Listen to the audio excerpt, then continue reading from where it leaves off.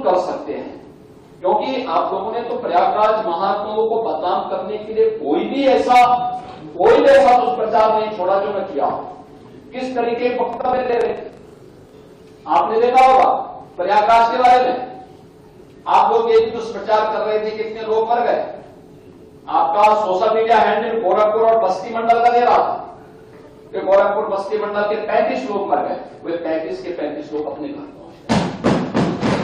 प्रयागराज के छोटी गुरु वो बेचारे ये लोग दुष्प्रचार करते रहे तो मर गए और पता लगा कि जिस दिन ब्रह्म भोज रखा था उसी दिन छोटे गुरु अपने घर पहुंचे तो लोगों ने कहा कहां थे। उन्होंने कहा कहां था, मैं तो कुंभ में घूम रहा था। 12 दिन तक घूमते रहे। कहा कुंभ में? उसने कहा भाई क्या कुंभ तो हम लोग आयोजक हैं, हम लोग इस आयोजन के हिस्सेदार हैं। जगह जगह भंडारे लगे हुए हैं, रोज भंडारा खाता था, किसी आश्रम में जाके सो जाता था और फिर सुबह स्नान करके फिर दिन भर घूमता था। मॉडर्न वाले भी सर आगे क्या जिंदा होगा?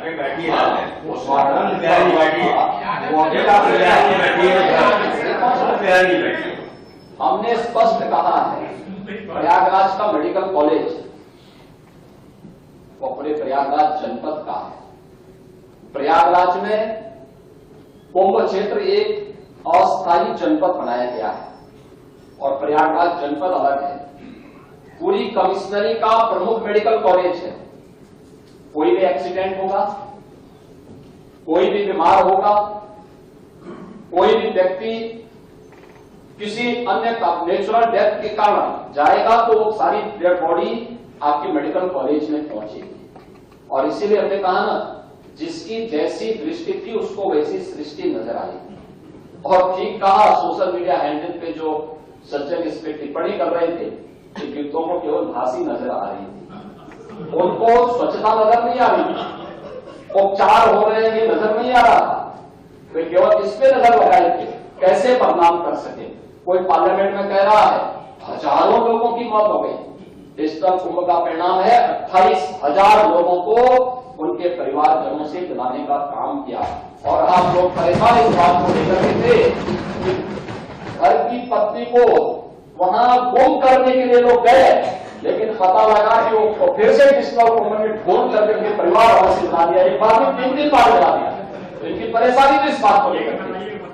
तो ये महोदय, ये सभी चीजें वहां पर हम लोगों को इस रूप में देखने को मिली।